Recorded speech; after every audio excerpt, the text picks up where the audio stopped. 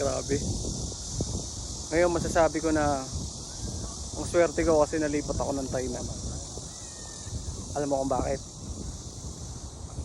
Ito ang bakit. Yun, oh. May dagat dito, boy. Alam mo La Union? Pero dito La Union, Tainan to.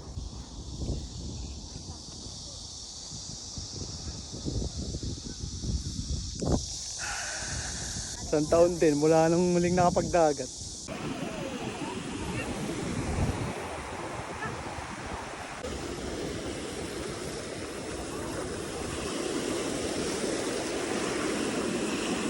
Ito tayo dun sa may banda dun, oh. Try natin. Mali mo, maganda yung view dun.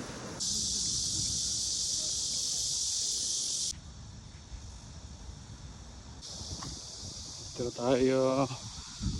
Parang daungan yata yun, eh. Hindi ko inaasahan ganito kaganda dito. Malapit na pala mag sunset, guys. Palubog na yung araw.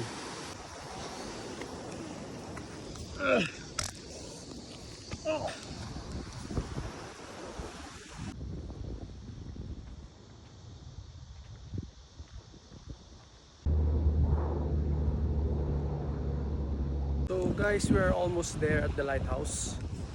Ayan o, makikita nyo.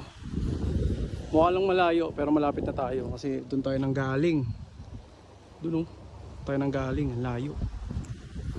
So malapit na, makikita na natin yung lighthouse dito. Ganito guys. Sana nandito din kayo.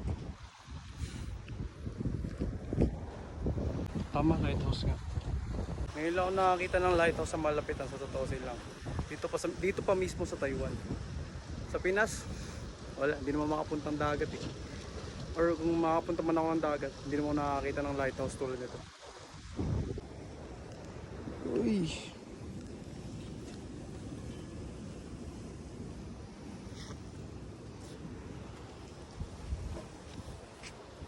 Danger. Bawal daw akyatin yan. Huwag kang pasaway, wala ka sa Pinas. Grabe.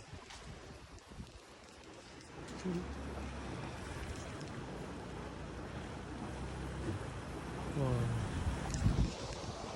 Grabe. Ganda dito. Wala akong masabi.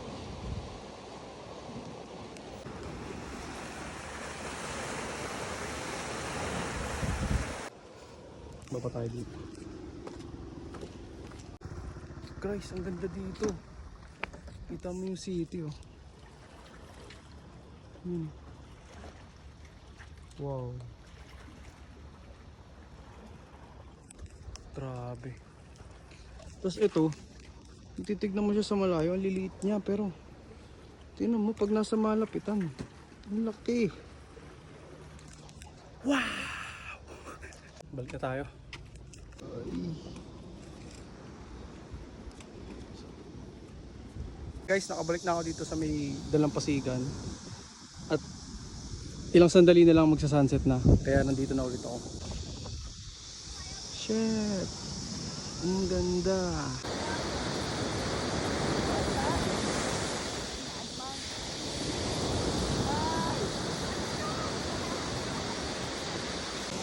Maligo sana ako eh. Oh, ligong-ligo na ako eh. Kaso may patay na ibon. Ayun oh. Ayoko na palang maligo. Sightseeing na lang. Siya, pack up na. Paggabi na rin eh. Hintayin ko na lang yung aking kasama si Boss Alvin. Hintayin ko na lang na mag-iaya pa uwi. Uwi na rin kami. Siya.